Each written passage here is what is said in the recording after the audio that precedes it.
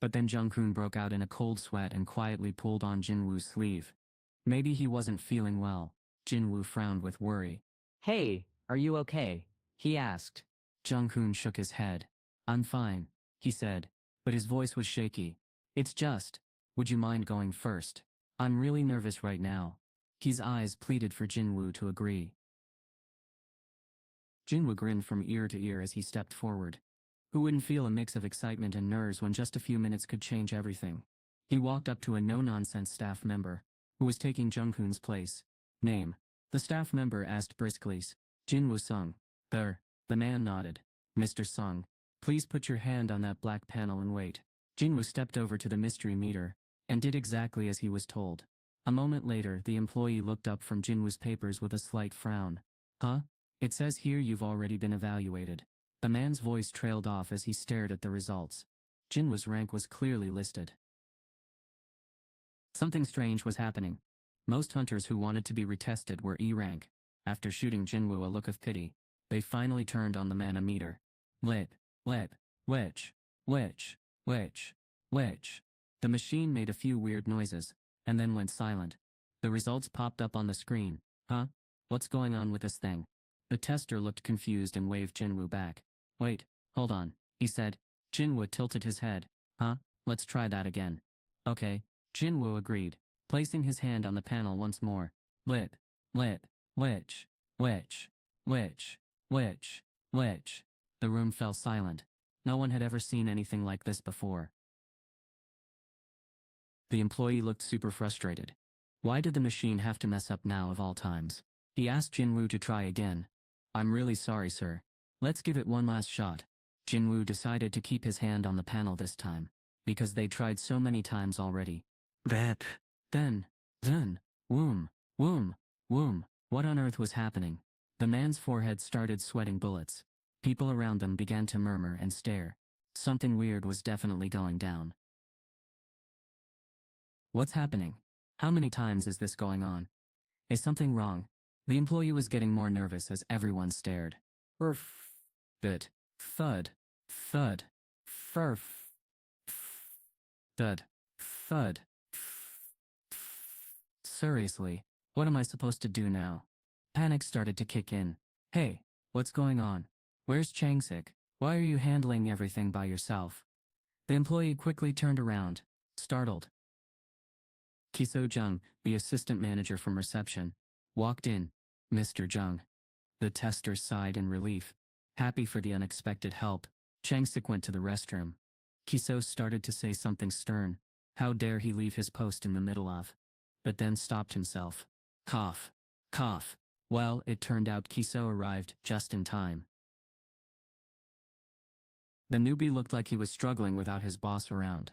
That's when Ki-so, a seasoned pro, stepped in to show him how it's done. So what's going on here? Ki-so asked, eyeing the situation with curiosity. It's the manometer, the younger worker replied. It might be acting up. Is that right? Ki-so raised an eyebrow. Yes. Look for yourself, sir. It keeps showing this error message over and over, the employee said, stepping aside so Ki-so could take a closer look at the monitor.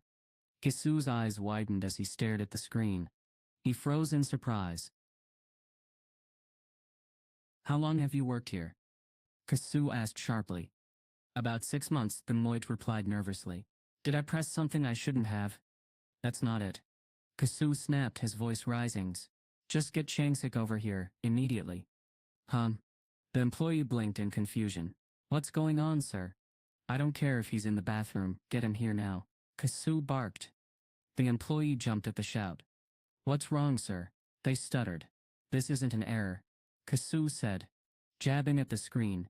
It says it's off the charts. Don't you know what that means? So it's not an error message. The employee looked clueless, and Ki-so sighed in frustration. Why were all the newbies so slow? His eyes shifted from the nervous rookie to Jin-Woo Sung, the man he'd been asked to evaluate. The guild master of the White Tiger Guild had specifically requested this report on Jin-Woo, and now, this was happening. Ki-so kept his gaze fixed on Jin-Woo, as he tried to explain the situation. It means we can't track his magic points with our magic meter. One of them said sharply. Ooh, wait. Then what's going on? The newbie had only been around for half a year, so it made sense he didn't get what was happening. The last time this occurred was 2 years ago. Kiso's voice trembled as he continued. Yeah, he's special. Not an S rank, but someone whose power is off the chart, so strong that our devices can't measure it. Just hurry up and get Changsik. Right away. Changsik Kim rushed in, still zipping up his jacket and trying to catch his breath. Huff. Ha. Let me see. He panted. His eyes widened as he checked the monitor, and his face turned pale when he spotted Jin-Woo. He gulped hard, approaching Jin-Woo slowly. Jin-Woo finally moved his hand from the black panel. Changsik hesitated, then blurted out.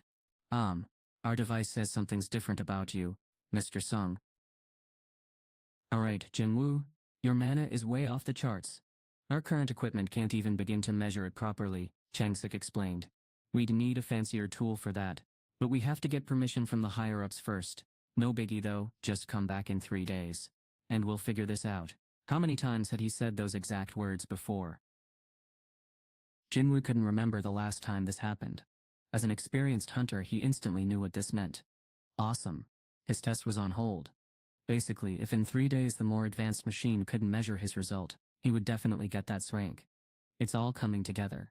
If today's test had given him an A rank instead, Jin-Woo would have needed to boost his skills in return for another evaluation later. Getting a second awakening was already rare enough. Would Jin-Woo share that he'd gone through another one? People might envy someone who's been awakened twice, but they'd definitely be suspicious of a third time. Jin-Woo just wanted to avoid any drama or delays. He let out a sigh of relief when everything worked out in his favor. He turned around. All eyes were on him. Director Park's warm smile brought a chuckle from the older man across from him. Before Director Park stood Jongin Cho, leader of Korea's top guild, the Ultimate Hunter, and commander of the nation's most elite strike squad. Director Park couldn't help but smile as Jongin joked around with him. Jongin pulled out a cigarette and asked, "Mind if I smoke?" "Of course not." Director Park replied. "Want one?" Jongin offered, but the director shook his head. "No, thanks." Jongin lit up, acting cool and relaxed like someone who'd found success early in life. Was this what people meant by charisma? Director Park was so focused on Jongin that he seemed hypnotized. Then, out of nowhere, Jongin said, "Sounds like something's going on over at Building B." Building B. The director glanced toward the evaluation room. He couldn't hear anything unusual, but Jongin was an S-rank hunter. His senses were way sharper than average. So if he heard it, it must be real. This is so embarrassing, especially with such an important visitor around. Director Park looked annoyed and said, "I'll go check it out." "Wait a second," Jongin said, dropping his cigarette and smashing it under his shoe. His eyes lit up with curiosity, and he gave a mysterious smile that hinted something exciting was about to happen. "I'll go with you," he said. Building B fell silent in a heartbeat. He claimed his power was immeasurable. Wait, does that mean he's an S rank? I've only heard stories about immeasurable strength before. Never thought I'd see it myself. My heart skipped a beat. The recruiters from smaller guilds gulped nervously as Jin-Woo turned to face them. But none of them said a word to him. If he had been a C rank, they probably would have been super curious, trying to figure out what he wanted, maybe even introducing themselves, just to see if they could work together. If he had been a B rank, things would have been totally different. They'd be jumping at the chance to offer him amazing deals, like top jobs, or even a share of the guild, to get him on their side. It would have been chaos. Imagine how crazy things could get when guilds are fighting over a top-tier B-rank hunter. Having one in your group is a huge deal, and there's often tempting rewards for anyone who can recruit them. It's not surprising that some B ranks get lured into smaller guilds where they can be the big hero everyone looks up to. But when you're talking about A ranks or higher, that's a whole different story, like fast-forwarding to an entirely new level. Being an A rank is super cool. You get all the best perks, no matter if your guild is tiny or huge. For starters, you automatically get to join an elite strike squad. It's a given. Plus, since high-rank dungeons are your main source of cash, you'll rake in the money. But wait, there's more. If you're not into any existing guilds, no big deal, you can just start your own and become a guild master.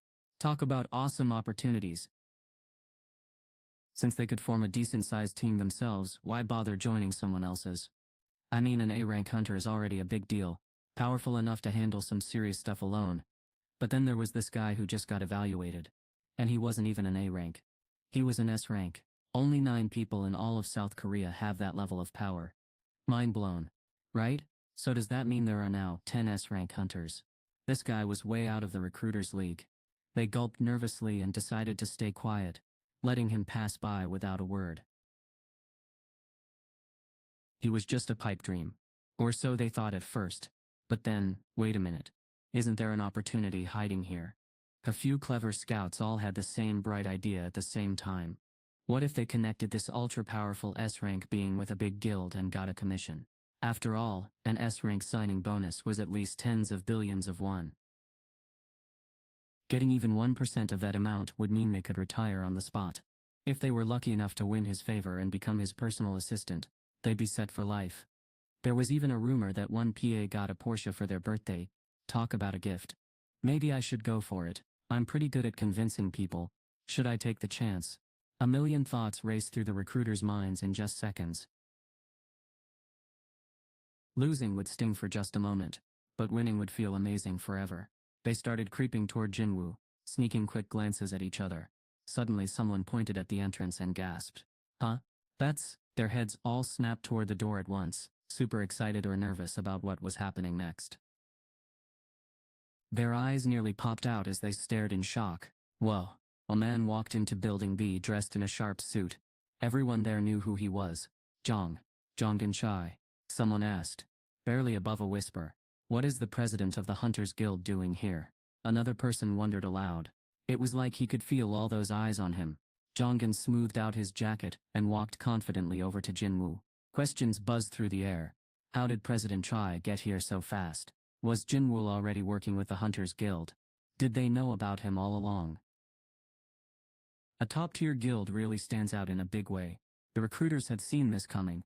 They quickly accepted what was going to happen anyway. Thankfully they hadn't tried to sweet-talk Jin-Woo yet. Imagine how embarrassing it would have been if President Choi walked in on them fawning all over him. It was pretty obvious where things were headed. President Choi totally stole the show. He's just so cool. Like he's the leader of all the hunters himself. S-rank hunters really do get treated like royalty. Even though the recruiters felt a little let down, they watched the meeting between this high-ranking awakened being and the president of Korea's best guild with big smiles on their faces. As for Jin-Woo, he sighed in relief when he saw Jongin. That's a relief, and he thought. He had been trying to figure out how to handle all the attention he was getting, but President Choi had accidentally taken the spotlight away. Jin-Woo nodded silently to thank him for the unexpected help as he walked past the guild president. Jongin was taken aback. Wait a second, he said, hurrying after Jin-Woo. Just a moment, Jongin called out. Jin-Woo stopped and turned around, raising an eyebrow in confusion. Jongin's eyes lit up with excitement as he stared at Jin-Woo. This guy is ranked number 10. He had fed Director Park some made-up story about wanting to investigate together, but the truth was, Jongin already knew everything. It would have been impossible for him to miss all the buzz about someone with immeasurable power and issues with the manometer. And now, thanks to all that chatter, Jongin had stumbled upon an incredible opportunity. Wow, an S-rank too. If they could recruit this guy, the Hunters Guild would have 3 S-rank hunters, making them the strongest guild in South Korea. Imagine that they'd even be able to stand shoulder to shoulder with the best guilds worldwide. How could Jongin not jump at the opportunity? He didn't need any special tool to measure Jin-Woo's power. He could tell just by looking him in the eye. Jin-Woo was definitely one of the best hunters out there. No question. Why wait 3 days when he could act now? Jongin cleared his throat and flashed his most charming smile at Jin-Woo. Jongin Choi, the president of the Hunters Guild, sat across from Jin-Woo. His face was super familiar since he was always on TV. Jin-Woo wondered why someone so famous would come all the way here, just to talk to him. But he didn't have time for small talk. He glanced at the clock. 5:50. If he considered travel time, it was going to be tight. Jongin noticed Jin-Woo's restlessness and continued, slightly taken aback by his obvious hurry. So I heard you just got your rank evaluation. Yeah. Do you know which guild you want to join? Nope, not yet. Jongin's face lit up with excitement when he heard that. Perfect. This is great news, he said. Among the top 3 guilds in the world, the Hunters was the ultimate goal. Those words were like music to his ears. Starting today, that dream was finally within reach. You're mine, Jongin whispered to himself, holding on to this amazing opportunity tightly. And with that, He spoke words that could go down in history. Hey, can we talk? Jin-Woo asked as Jongin passed by. Not now, Jin-Woo replied quickly, brushing past him and heading out of the building. The whole thing happened so fast that Jongin didn't even think to chase after him. The people nearby were stunned. One employee whispered to another. Did he just ignore President Choi? I know. Right? It looked like he completely blew him off. Someone else added. The room buzzed with excitement, as everyone tried to figure out what had just happened. Jongin tried to stay calm and turned to the man beside him. Director Park, he said. The director looked at him awkwardly. Yes, he replied. Did I forget to introduce myself just now? Jongin asked. The director hesitated. I am not sure. He admitted. Of course. Director Park had been right there with Jongin the whole time, and had seen and heard everything that happened. However, this wasn't the time for honesty, was it? When the director fell silent, Jongin scratched his head, feeling a bit awkward. Did I come on too strong? But there was no need to feel down. He still had an edge over the other guilds. I'm the only one who knows about the new SAS rank. The reevaluation was in 3 days, and he had a secret that could change everything. Before the big announcement, Jongin really wanted to meet him one last time. He wondered what would be the best way to make that happen. Just then he spotted someone running quickly toward the association building. Wait a minute. Is that who I think it is? The man's face looked super familiar. As soon as he pushed through the glass door, Jongin couldn't help but blurt out a surprised question. President Baek, why are you? Baek's eyes popped wide as he recognized Jongin. President Chai. Jongin studied Yuno's face. He looked busted, like he'd been caught red-handed. Yuno wasn't here because of a tip. He showed up way too fast for that. The White Tiger headquarters and Hunters Association are super far apart. So it all made sense. Now, President Baek must have been in on it from day one. He already knew what was about to go down. Was he aware of that man's existence? No way. Yonho wouldn't have let him get reevaluated if that were true. If Yonho were in his shoes, he would have signed the guy first before letting things get to this point. Then, like pieces falling into place, everything started to make sense. The White Tiger Guild, the training incident, the Red Gate, the secret supporter, and the appearance of a new S-rank awakened being. Could it all be connected? White Tiger must have gotten help from someone they're desperate to keep under wraps, he thought. But who could that be? Maybe some brand new hunter who hasn't even been officially diagnosed as an awakened being yet. The mystery was thick, and the truth was finally starting to unravel. Was he someone hiding his identity? Or maybe a criminal trying to stay under the radar? Everything finally made sense now. Jongin had found him. So it was him after all. President Baek had run so hard that he was now panting like crazy. It wasn't that Jin-Woo could just do whatever he wanted. It was more like President Baek couldn't stop him at all. President Choi gave a sly smile to President Baek. Looks like you missed your chance, he said, clearly satisfied with how things were going. But Jongin was different. He saw this as a golden opportunity, and wasn't about to let it slip away. I'll take it, he said, grinning. President Choi then brushed past Yoon-ho without saying another word. Yoon-ho looked around, but Jin-Woo was nowhere to be found. Had he come too late? Sighing deeply, Yoon-ho watched as Jongin walked away. This is getting more complicated by the minute, Yoon-ho muttered to himself, scratching his head. He couldn't believe that even the guild master of the Hunters Guild had shown up here, at Seoul Edenchon's hospital. Visiting hours ended at 8 p.m. A nurse approached him and asked, "Are you Kyung-kai Spark's guardian?" "Yoon-kas," Yoon-ho replied. The nurse nodded and said, "You can go in." "Do you know when visiting hours end?" "Yes. I do." Jin-Woo hurried toward his mom's hospital room. He'd rushed to get there in time. Click. But the door opened softly as Jin-Woo stepped inside. He walked over to her bedside and sat down quietly next to his mom, who lay still like she was just sleeping. Looking at her, it felt like she might wake up any second, like everything was perfectly normal.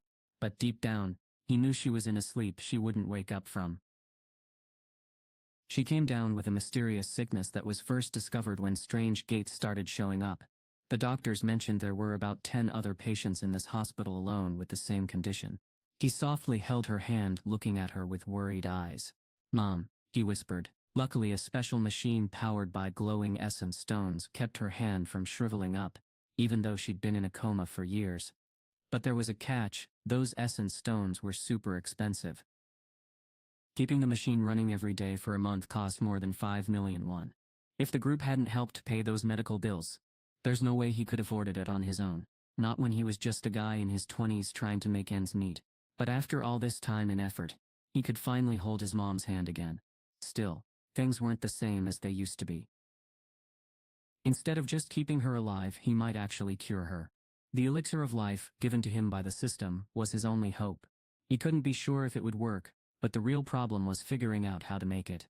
I'll save you. Tess, with their dad gone and their mom struggling with her own health, she had still worked hard to take care of them. She wouldn't be resting much longer. Just hold on a little more. Jin-Woo had been by her side for what felt like forever, watching over her silently. Finally, he stood up, his visit coming to an end. He slipped out of the room quietly, closing the door with care. As he turned around, a familiar face greeted him. The voice was low and sharp, eyes piercing. It was Jin-Woo from the Hunters Association. So you're the one who handled those magic beasts in the double dungeon, he stated, his tone steady. Jin-Woo remained silent, the weight of the moment hanging in the air. He didn't want anything to do with that, but he was curious about something else. How did you know I was here? He asked. The other person smiled. I made a list of places you might be, and when I called the hospital, they said you were here. Our group had been helping pay his mom's hospital bills, but that stopped recently, so it makes sense this place would be the first one to check. The surveillance team jumped into action like they always did. Jin-Woo burst out laughing and asked, why track me down just to ask about that day? Jin-Chul shook his head. Nope. So what brings you here? Spill the beans, Jin-Woo said with a grin. Someone wants to meet you, Jin-Chul replied. Will you come with me? The Hunters Association's surveillance team. Their main job was to watch over hunters and punish anyone breaking the rules. Hunters definitely didn't want to cross them. Jin-Woo didn't trust Jin-Chul one bit because of that. Is that an order? He asked. Jin-Chul took off his sunglasses, bent down in a super polite bow, and said nicely, I humbly ask you to do this. Jin-Woo was surprised. He hadn't expected the serious guy to go all out like this. After thinking about it for a moment, he decided to at least figure out who was behind everything. Who's asking for me? Jin-Woo asked. Jin-Chul finally stood up straight again. President Gun-hee-go of the Hunters Association, someone announced. A man held up his hand and motioned around the corner behind him. The president is just over there. I'm back in the president's office at the Hunters Association. A doctor was checking on President Go. The doctor looked serious as he pulled the stethoscope away from the president's chest. Mr. President, don't say anything. President Go interrupted firmly. President Go grinned as he buttoned up his shirt. I can tell from your face, he said with a chuckle. The doctor didn't say a word. That he's even up and walking is basically a miracle. But President Go wasn't slowing down one bit. He was moving at full speed, like nothing had happened. In fact, he'd even asked his doctor to check him out in his office, instead of going to the hospital, 'cause he didn't have time to spare. You know, President Go started slipping his arm into his suit jacket. When healers and their magical healing powers first appeared, I thought, finally, I can get young again and say goodbye to this old worn-out body. Cuts President Go let out a hearty laugh. But boy was I wrong. Hasn't there been any progress? Someone asked. President Go shook his head. Apparently, not even the most powerful healers can do anything about aging. If healers could cure every sickness and disease, hospitals across the country would have closed down, and doctors would have been out of jobs.